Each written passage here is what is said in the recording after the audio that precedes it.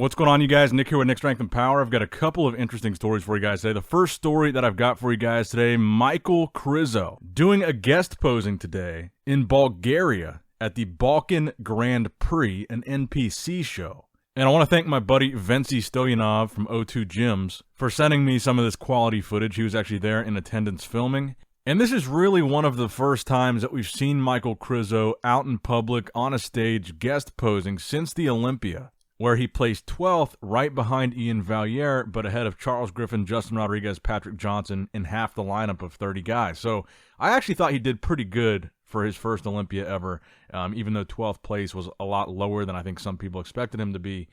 But look, this guest posing certainly has generated some discussion in the bodybuilding world about Krizo yet again. The primary talking point just being how freaking massive this guy is. You see him, on stage is one thing. At this guest posing, obviously he's got a very big, impressive, commanding physique on stage. But some of the shots off stage, where you see him standing next to just regular-sized people, where he looks insanely big and dwarfs them, reminding you just how big Michael Krizo really is. Now, one of the talking points that came out of this that was a little bit negative was Photoshop. Michael Krizo, did he Photoshop this picture that he posted on his Instagram feed? So I'll say this. I think the photo is clearly Photoshopped, particularly the biggest dead giveaway is if you look at his quad, his left quad there, right next to the edge of that box. You can see the edge of that box that's supposed to be a straight line is distorted and bent exactly where the quad is kind of flared out and at its biggest point. And the arms look a little bit enhanced too. Now, Michael Krizo responded to this because there were so many comments in the comment section of that post accusing him of Photoshop. He actually posted on his story and said, "I didn't do any Photoshop. I shared because I like the photo. That is all. I'm actually a 20-kilo midget. That is all. Thank you for your understanding."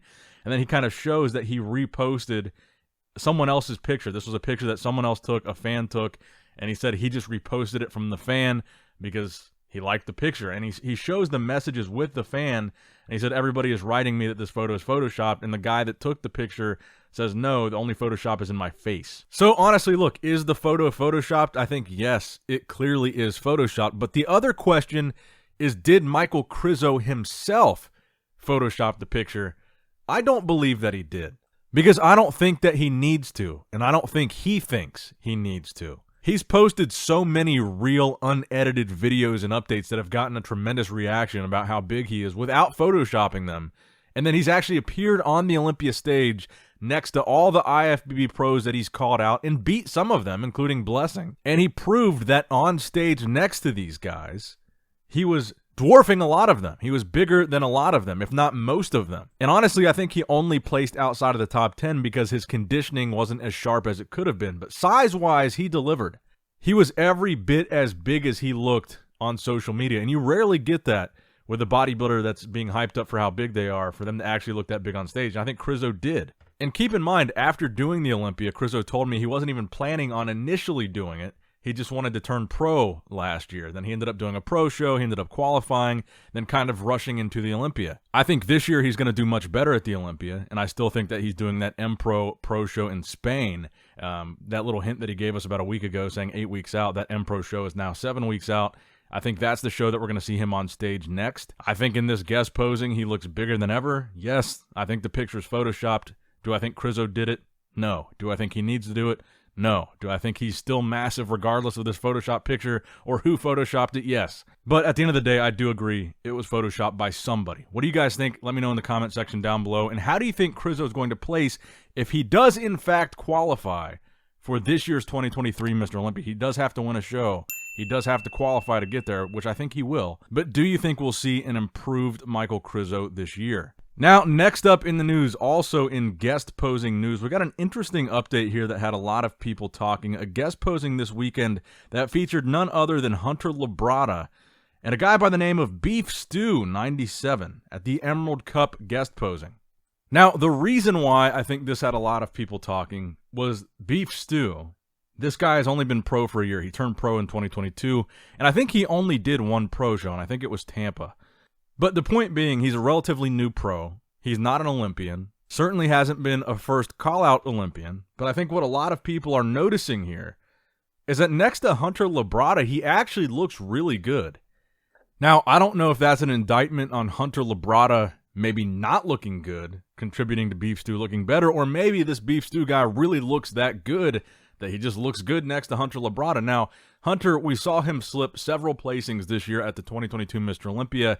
He was 4th place in 2021, slipping all the way down to 7th at this year's Olympia. A lot of people said, and I agree with this, that the primary reason was his midsection. He had some issues with his midsection for sure at the Olympia this year that weren't, or I should say in 2022, that weren't as noticeable or noticeable at the 2021 Mr. Olympia where he was top 4. Now, in these guest posing shots, I think Hunter's midsection looks really weird and looks really off, which, again, take that with a grain of salt and bear in mind that this is the off season for Hunter, and we're not going to see him compete until a little bit later on in the season. But I think the midsection is the reason for this comparison looking so favorable for Beef Stew.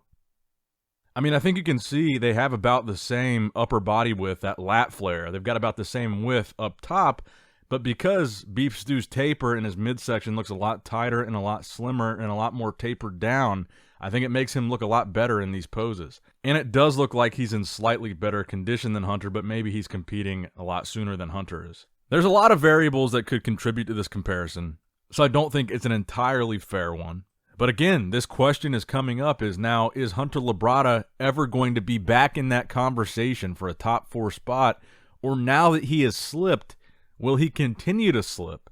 And was that 4th place finish the highest he's going to place? And I think it seems like it might come down to that midsection. It really looks like that could be the issue, and looks like it continues to be an issue. And I think in this era of Samson Dowdas winning Arnold Classics, Andrew Jacked, Derek Lunsford, and Hadi Chupin being top 2 at the Olympia, these midsection issues are not going to be tolerated. They want a streamlined, tapered, tight midsection champion. I think this is something that Hunter needs to get in check. And I mean, if we look at the individual update from Hunter Labrada in his home gym under good lighting, under controlled settings, I mean, his midsection doesn't look like that big of an issue in his own videos. But in this guest posing next to somebody that has a smaller, tighter midsection, I think that's what exposes it, and that's kind of what bodybuilding is all about. A lot of these guys can look fantastic individually on their own, and you don't really see the flaws until you put them next to somebody that has a better body part or a better this, better that next to them, to where that flaw really becomes apparent. So let me know what you guys think in the comment section down below. Does Hunter Labrada still have a shot at a top 4, top 3 spot at the Olympia, or are his best Olympia placings behind him? Let me know down below. Now, next up in the news, GoodVito gets officially married in Brazil to a native Brazilian who is also pregnant with his child. I wanted to congratulate GoodVito, and I think that this is a really, actually pretty good sign. And I thought this as soon as he got to Brazil, that this is a really good sign because he's taking his bodybuilding career very, very seriously. I think the reason that he got out of Russia when this whole Ukraine thing started to happen was because he knew that might restrict his pro career as far as competing and traveling and appearances. And Brazil right now really seems to be the mecca for bodybuilding. So many great athletes coming out of Brazil. Look at Classic Physique. Look at what Ramon Dino has accomplished. They have a flourishing competitive bodybuilding scene and really a flourishing competitive bodybuilding kind of feeder system into the pros, and clearly no issues traveling. And I think that's why GoodVito chose that location to continue his bodybuilding career. And I think now that he's married to someone that's from Brazil, I don't know exactly what his visa status is right now, but I would assume that's going to allow him to stay there a lot longer, or maybe even potentially qualify for permanent citizenship, which overall is very good for his bodybuilding career, the fact that he's not going to have to go back. He can stay there, focus on bodybuilding and bodybuilding alone. And I think that's going to bring us the version of GoodVito that we've been dying to see. We've talked about all this potential that this young guy has. He's young, got a ton of muscle, just turned pro. This is going to be the big year for him, where he picks a pro show, tries to win, tries to get to the Olympia, and he's doing everything he needs to do. He's focused on bodybuilding. He moved for bodybuilding, and he's living, eating, breathing, training, sleeping bodybuilding. I think he's going to bring something special in 2023. So congratulations on the marriage, congratulations on the kid, and we are excited to see what's next for GoodVito on the pro bodybuilding stage. And the final story that I have for you guys today, these latest shots of Tonio the Predator Burton as he prepares for the Cali Pro, trying to qualify for the Olympia again, trying to win another pro show. He looks very impressive. I'm telling you guys, this guy is a very underrated bodybuilder. Not a lot of people talk about because he's a smaller guy coming up from 212. Didn't make a huge splash at the Olympia this time around, but I think he's got tremendous genetics. He's got a really interesting physique, and he looks like he is really, really bringing it to this Cali Pro, and I'm not going to be surprised if we see him win. But one guy that he's got to get through is going to be Patrick Moore, who is also doing the Cali Pro. This update that we got from him a couple of days ago is the most recent physique update, where he says, unfortunate circumstances last week knocked me off course and almost had me forgetting what I stand for and how far I've come. It's one thing to talk about pushing through adversity, and it's quite another maintaining that same energy when it comes, and I'm here for it. So will we see redemption for Patrick Moore at the Cali Pro after placing last at the Arnold Classic, which was kind of his big comeback show? Didn't go the way he planned.